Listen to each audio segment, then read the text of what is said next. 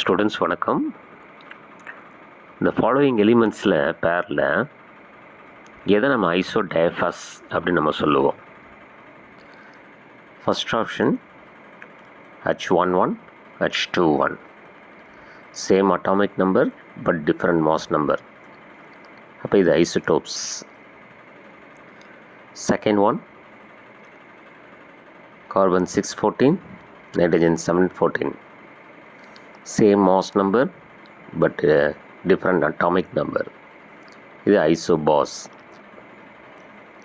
ஆனால் நம்ம கேட்ட கொஸ்டின் வந்து which is known as a isodiphus அப்படின்னு கேட்டிருக்கோம். தேர்ட் ஆப்ஷன்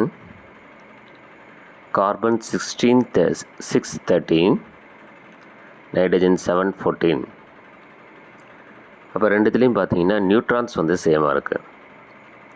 அப்போ தேர்ட் ஒன் வந்து ஐசோடோன்ஸ்.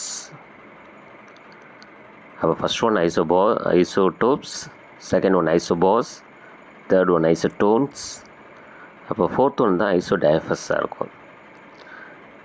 அதாவது போரான் 11 5 அண்டு கார்பன் 13 6.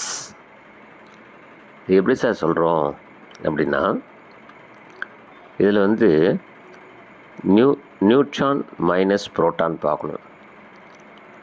போரான் 11 5ல் பார்த்தீங்கன்னா நியூட்ரான் வந்து 6, புரோட்டான் வந்து 5. 6 மைனஸ் 5 1. நியூட்ரான் மைனஸ் புரோட்டானோட வேல்யூ சேமாக இருக்கணும்.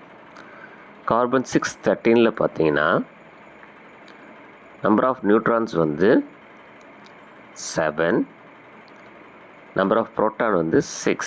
இப்போ 7 மைனஸ் 6 ஈக்குவல் டு 1. இப்போ போரானுக்கும் கார்பனுக்கும் நியூட்ரான் மைனஸ் புரோட்டானோட வேல்யூ வந்து சேமாக இருக்குது. இதுக்கு பேர் தான் ஐசோடைஃபஸ் அப்படிங்கிறது. Same atomic number but different mass number is known as isotopes. Same mass number but different atomic number is known as isobars. Same neutrons is known as isotones. Neutron minus proton value are same is known as isodiphus. இப்போ நம்ம example boron 511 அப்படிங்கிறதும் carbon 613 அப்படிங்கிறதும் last option is the correct answer. சரிங்களா?